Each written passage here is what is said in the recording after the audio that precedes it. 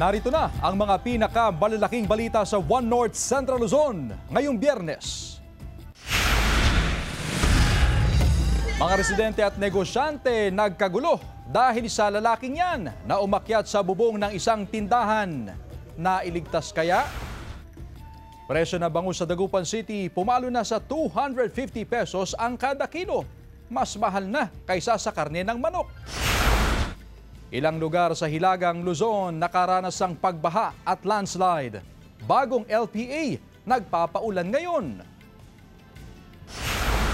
At ilang guro nagpasiklaban sa pagkanta sa pagsisimula ng National Teachers Month.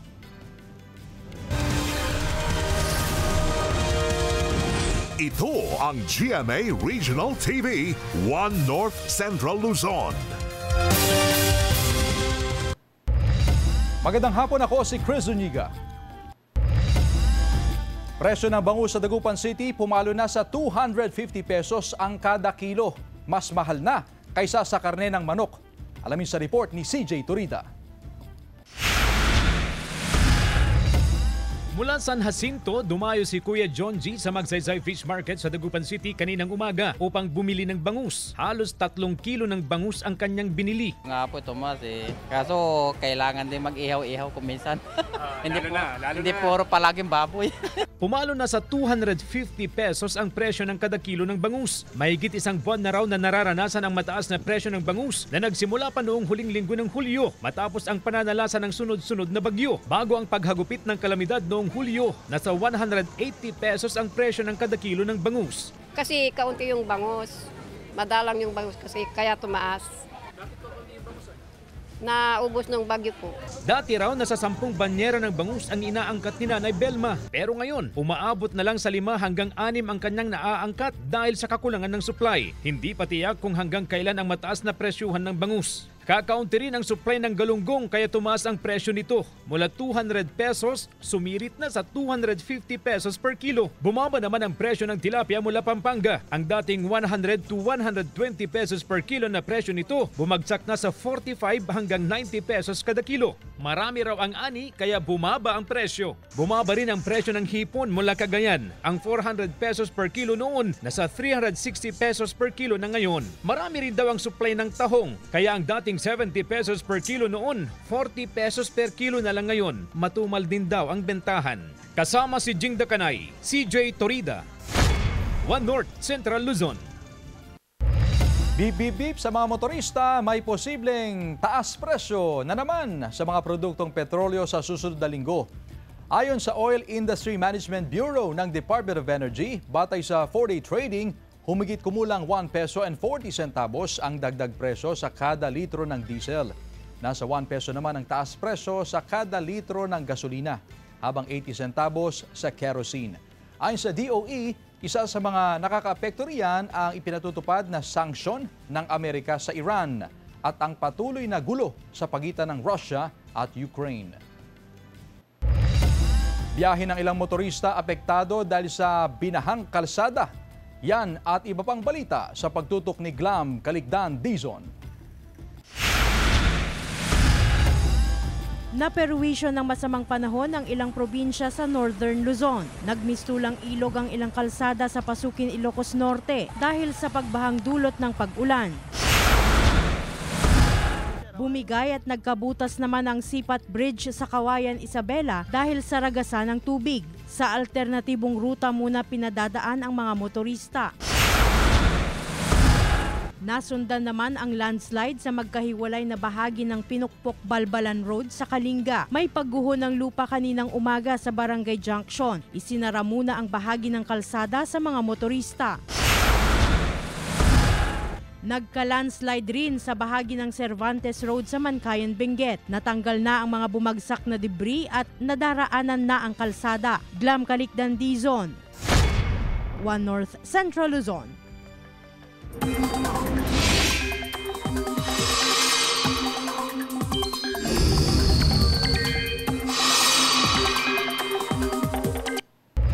Mga kapuso, may bagong low pressure area na nabuo at namataan sa loob ng Philippine Area of Responsibility. Huli itong namataan sa layong 85 kilometers west-southwest ng Sinait, Ilocos Sur. Ayon sa Pag-asa, nasa medium ang chance nitong maging bagyo.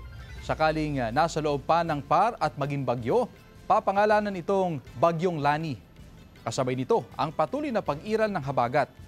Base sa datos ng Metro Weather, may mga pag-uulan pa rin sa malaking bahagi ng Northern at Central Luzon, kasama na ang Ilocos Provinces, Pangasinan, La Union, Zambales, Bataan at iba pang bahagi ng Central Luzon. May malalakas na ulan at posibleng hanggang gabi sa ilang probinsya. Posible rin ang pag-ulan sa iba pang bahagi ng bansa.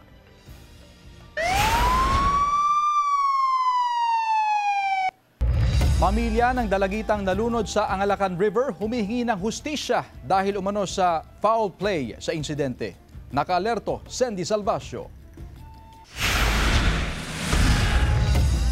Hustisya at katotohanan ang sigaw ng pamilya ng 16 anyos na dalagitang nalunod sa Angalacan River. Miyerkules noong nakaraang linggo, sa investigasyon ng pulisya, lumabas na nasa impluwensya ng alak ang dalagita at ilan niyang barkada nang maligos sa ilog nang tangayin siya ng malakas na agos ng tubig. Gayunman, hindi pa rin mapanatag ang pakiramdam ng ina ng dalagita. Meron po ma'am na pumunta ma'am dito ma'am.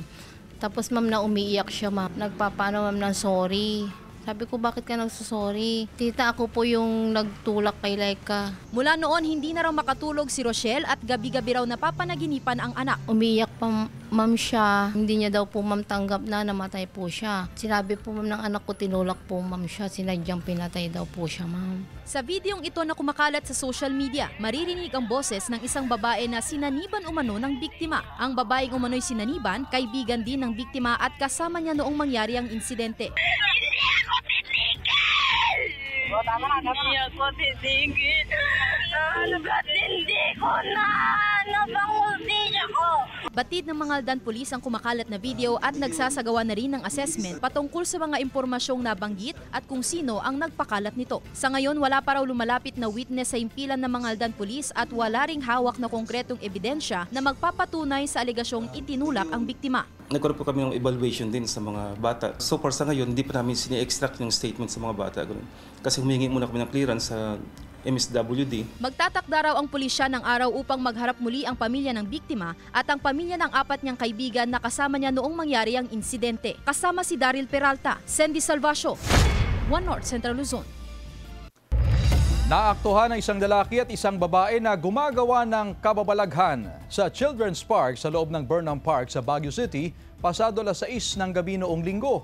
Edad 23 ang lalaki na tubong Pangasinan habang 22 anyos naman ang babae na taga La Union. Nag-iikot daw ang gwardya sa parke nang mapansin ang dalawa na naghahalikan. Hindi raw niya pinansin noong una, pero pagbalik, naaktuhan na niya ang dalawa na nasa malaswang posisyon. Hinuli ang dalawa at dinala sa pulisya. Maharap ang dalawa sa reklamong grave scandal. Sinusubukan ng GMA Regional TV na makuna ng pahayag ang dalawa.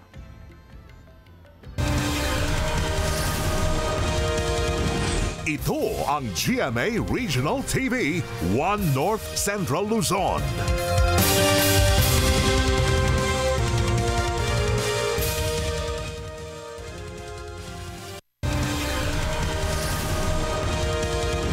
Ito ang GMA Regional TV, One North Central Luzon.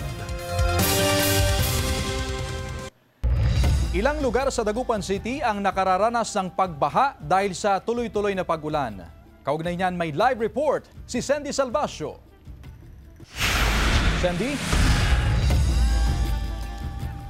Chris, nandito tayo ngayon sa Rizal Extension St. Therese Road na kung saan sa mga oras na ito ay wala naman tayong nararanasan na malakas na pag-ulan at malakas na ihip ng hangin. Subalit kung inyong mapapansin sa aking likuran ay may namuunang baha sa bahaging ito ng barangay dahil nga sa sunod-sunod na malalakas na pag-ulan na naranasan nitong mga nakaraang araw.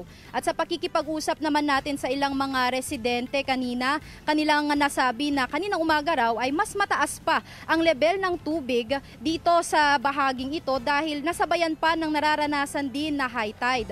At sa isinagawang tide watch ng lokal na pamahalaan ng Dagupan City, kanilang nabanggit na naranasan ang high tide bandang 7:53 AM na kung saan umabot pa ito ng 1.15 or 1.16 meters at kaninang 4:52 naman naranasan ang low tide. Nakausap din natin, Chris, kanina ang pamunuan ng CDRRMO at kanila ring nasabi na tuloy-tuloy na ang isinasagawang patrolling at monitoring sa drainage system, kalsada, maging sa mga river system din dito sa syudad bilang paghahanda sa banta na maaring may dulot nitong malalakas at pagbugso-bugsong ulan. Samantala, nagbabala na rin ang Pag-asa na magiging maulan ang weekend natin ngayong linggo dahil sa namataang low pressure area na malapit sa bahagi ng Ilocos Sur. Kaya naman, pinag-iingat ang mga residente, laging magdala ng payong, magdala ng bota at huwag basta-bastang lumusong sa tubig baha. Yan muna ang latest na balita dito sa Dagupan City. Chris? Maraming salamat, Sandy Salvacio. Lalaking umakyat sa bubong na isang tindahan at tumalon sa Pantal River, nasagip. Tutukan sa report. Pasado alas 10 ng umaga kanina, nagkagulo ang ilang tao sa Magsaysay Fish Market sa Dagupan City nang makita ang isang lalaki sa bubong ng isang tindahan sa gilid ng Pantal River. Palaisipan daw sa mga residente roon kung bakit umakyat ang lalaki. Kaya tumawag sila ng pulis na agad namang rumisponde. Habang kinakausap ng pulis ang lalaki, makikitang hawak niya ang kanyang cellphone na tila may tinatawagan. Sir, anong nangyari? Napadaan lang ako kasi may responde sana ako. Kaso tinawag ako ng mga kwan na ayaw butaw mo ba? Kanina pa siya nandiyan sa taas. Oo. Ang sinasabi naman niya, papasundo lang daw siya kay nanay niya. Papasundo kay nanay niya? Oo. Sumasagot ba sa tanong ninyo? Oo, no, pero hindi naman niya sinasagot lahat. Kung may problema siya, hindi naman niya sinasabi kung may problema. Ang sinasabi lang niya, papasundo daw siya kay nanay niya. Taga saan daw? Mga tarim. Mga tarim. Maya-maya pa, dumating ang isang babae na umano'y hipag ng lalaki. Tumulong sa mga pulis upang kumbinsihin na bumaba mula sa bubong ang lalaki. Makalipas ang ilang sandali, umakyat na sa bubong ang isa pang pulis upang sagipin ang lalaki. Pero hindi natinag ang lalaki kahit pa makailang beses na iniabot ng pulis ang kanyang kamay.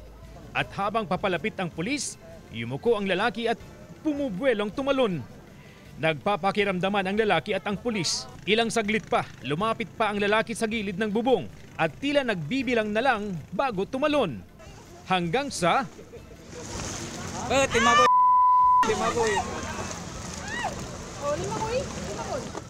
Nahawakan naman ng isang pulis ang damit ng lalaki pero nabitawan din kaya diretso siya sa ilog. Agad naman siyang sinagip ng mga pulis at bangkero na nakaantabay sa ilog. Ligtas ang lalaki. Agad siyang inilalayan ng mga pulis at dinala sa himpilan ng pulisya upang maimbestigahan kung bakit siya umakyat sa bubong at tumalon sa ilog.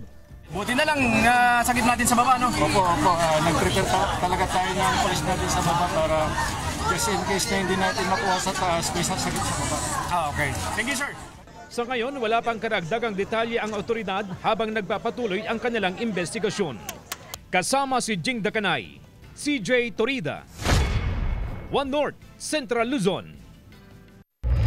Natuklasan ng labi ng hindi pa nakikilalang lalaki sa Tarlac River sa barangay Karangian sa Tarlac City noong Miyerkules, September 3. Ayon sa pulisya o sa opisyal na pahayag ng City o Tarlac City LGU, nahagip ng drone camera ng City Information Office ang tila isang bangkay habang nagsasagawa ng mapping activities sa dike ng ilog. Agad itong ipinaalam sa kapulisan at nakumpirma na isa itong bangkay ng lalaki. Pabilis namang rumesponde ang pulisya at nakuha ang bangkay sa ilog. Batay sa paunang ulat, pagkalunod daw ang sanhi ng pagkamatay ng lalaki.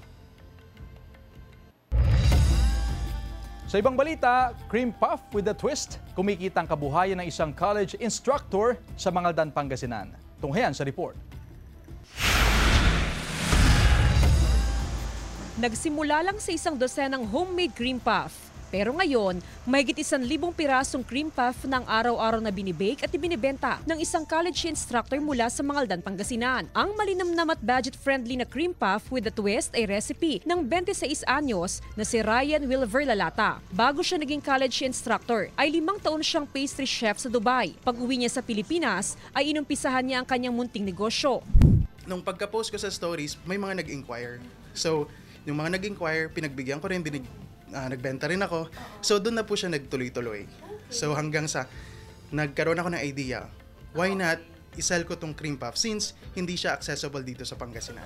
Ibinahagi niya ang kanyang recipe sa pagbibake ng cream puff. Itlog, bread flour at butter ang pangunahing sangkap ng cream puff. Sa kumukulong tubig ay ilagay ang butter at hayaang matunaw, tsaka ilagay ang bread flour at itlog. Gumawa ng dough at ilagay ng ilang minuto sa oven.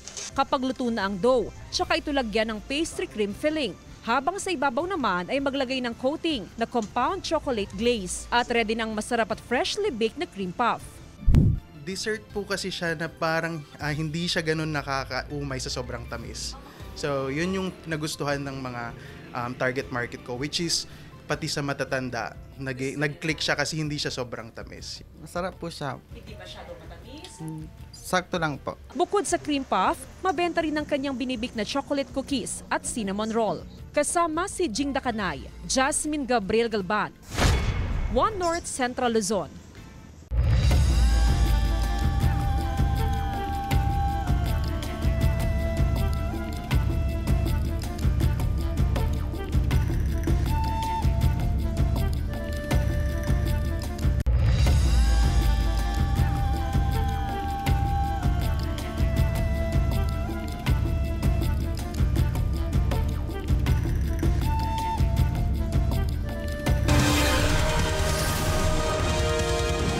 Ito ang GMA Regional TV, One North Central Luzon.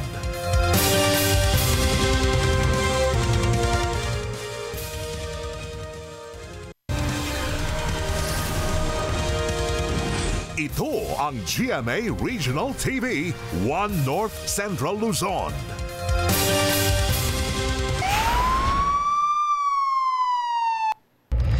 Timbog sa entrapment operation ang 48 anyos na babae sa pagbebenta ng dog meat sa Barangay Ayusan Sur, Vigan City, Ilocos Sur. Ayon sa CIDG, nakatanggap sila ng reklamo mula sa Animal Kingdom Foundation na may nagbebenta ng dog meat sa lugar. Pagdating sa lugar, naaktwa ng sospek na nagbebenta sa gilid ng kalsada at doon na tumambad sa otoridad ang mga nakadisplay na mga panindang karne ng aso. Nakumpiska sa kanya ang 9 kilos ng dog meat, weighing scale at nasagip din ang isang buhay na aso. Nabawi rin ang pera na ginamit sa entrapment operation. Paliwanag ng sospek sa mga otoridad, nabunggong aso raw ang kanyang ibinebenta. Pero may mga nakita pang stock ng dog meat sa freezer. Sinampahan ng kasong paglabag sa Animal Welfare Act of 2017 at Anti-Rabies Act of 2007 ang sospek. BFP Mangaldan nagbabala sa mga walang permit na nagbebenta ng LPG regulators sa bayan. Sundan sa report. Nagbabala ang pamunuan ng Mangaldan Fire Station laban sa umano'y talamak at iligal na bentahan ng LPG regulator sa iba't ibang barangay sa bayan. Ayon sa BFP, walang permit at anumang legal na dokumento ang mga naiulat na nagbebenta nito. Alam niyo naman kasi bare months na. Pag dumating na yung September, October, dumadami na yung mga nagbebenta na kasi itong season na to, siyempre, alam niyo na, bare months, mga pera ng tao, marami siguro.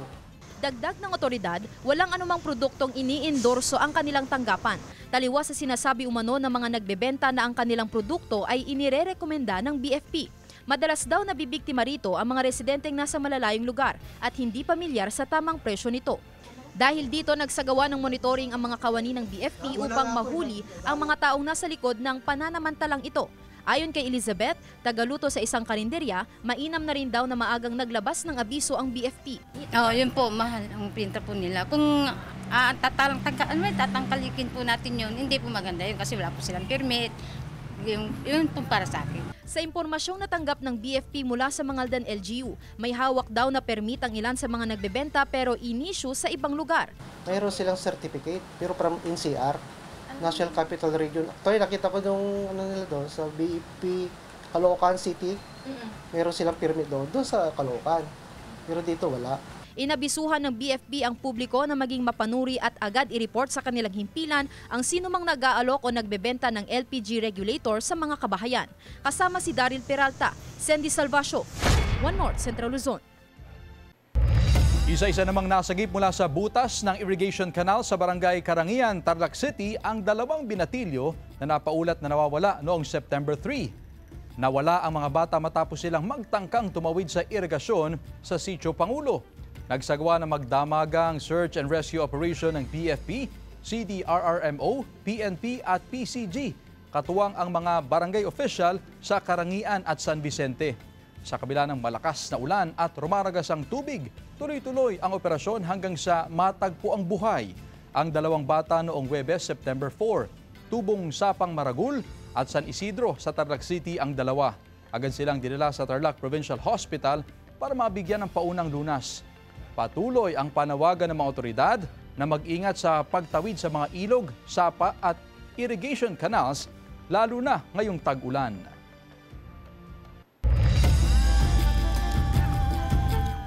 Clash Nation humanda na sa huli at pinakamatinding boses bakbakan sa The Clash 2025. Mula sa 24 clashers, ngayon down to top 4 clashers na lang ang maghaharap-harap sa finale. 2 sa kanila, new clashers na sina Juari Sabit at Diafer Deloso. Ang 2 pa, kapwa first runner-up ng kanilang seasons, si Jong Madaliday at Arabel de la Cruz. Sino kaya sa kanila ang tatanghaling The Clash 2025 Grand Champion? Let the final clash begin this Sunday na yan, mga kapuso, 7:15 p.m. sa GMA.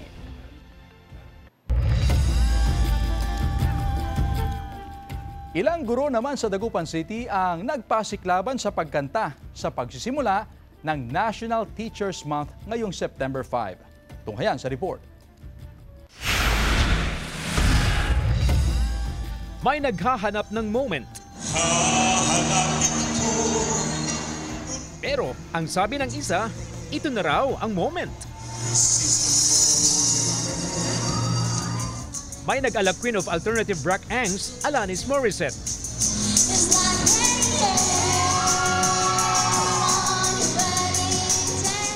Mayroon ding nag-fly so high.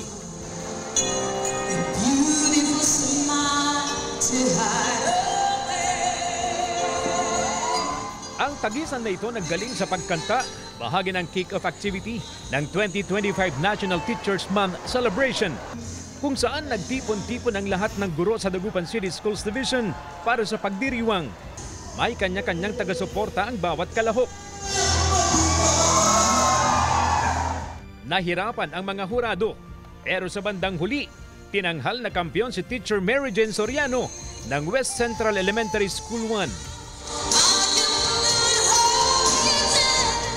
Saglit na nagpahinga sa classroom upang magpasiklaban sa entablado. Yan ang mga guro, bayaning guro, na patuloy na itinataguyod ang edukasyon para sa kinabukasan ng bawat kabataan. You have chosen this vocation of being teachers. The only thing we can do if others cannot truly appreciate us is to celebrate your kunin na lang natin sa ating mga sarili yan dahil pinili natin maging guro. May iba pang nakalinyang mga aktibidad sa month-long celebration para sa mga guro. Kasama si Jing Dakanay, CJ Torida, One North Central Luzon. Cracker na gawa sa talbos ng kasaba at pati na mula sa ubod ng saging, ating tikman sa report. Mga kapuso, kung guilt-free snack ang hanap nyo, worry no more dahil healthy snacks ang ibabahagi sa atin ng mga kabataang ito sa Kalasyaw, Pangasinan. Una sa listahan ng cassava leaves crackers.